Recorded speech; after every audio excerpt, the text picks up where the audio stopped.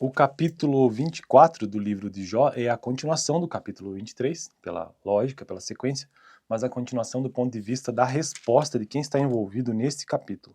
Ou seja, é a continuação que Jó traz aos seus amigos sobre todo o seu sofrimento. O livro de Jó é um diálogo entre Jó e seus amigos. São 4 amigos, mas na maior parte do livro de Jó, são 3 amigos que aparecem mais, né? O Elifaz, Bildade e Zofar. O capítulo 23, Jó responde a Elifaz e os outros amigos também, mas especialmente a Elifaz da sua fala do capítulo 22. E o 24 é a continuação, como eu disse, porque o texto diz o seguinte: porque Todo-Poderoso não marca as datas de julgamento? No capítulo 23 ele diz que ele tenta encontrar Deus, mas não consegue, né? Porque aqueles que o conhecem não chegam a vê-las? Aos que mudam os marcos dos limites e apacentam rebanhos que eles roubaram.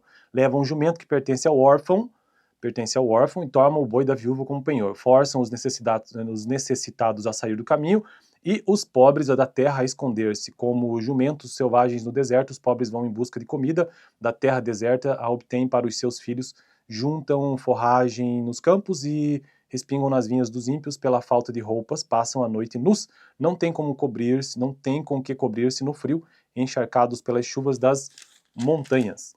Abraçam-se às rochas por falta de abrigo, a criança órfã é arrancada do seio de sua mãe, o recém-nascido do pobre é tomado para pagar uma dívida, por falta de roupas andam nus. Carregam os feixes, mas continuam famintos, espremem azeitonas dentro dos seus muros, pisam uvas nos lagares, mas assim mesmo sofrem sede. Sobem da cidade os gemidos dos que estão para morrer e as almas dos feridos clamam por socorro, mas Deus não vê mal nisso. Aos que se revoltam contra a luz, não conhecem os caminhos dela e não permanecem em suas veredas.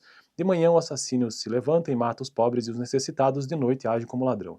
Os olhos do adúltero ficam à espera do crepúsculo, nenhum olho me verá, pensa ele, e mantém oculto o rosto. No escuro os homens invadem casas, mas de dia se enclausuram, não querem saber da luz. Para eles amanhã é tremenda escuridão. Eles são amigos dos pavores das trevas, são, porém, como espuma sobre as águas. Sua parte da terra foi amaldiçoada e por isso ninguém vai às vinhas.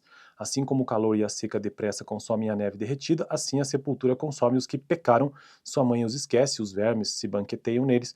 Ninguém se lembra dos maus, quebram-se como árvores, devoram a estéril e sem filhos e não mostram bondade para com a viúva. Mas Deus, por seu poder, os arranca.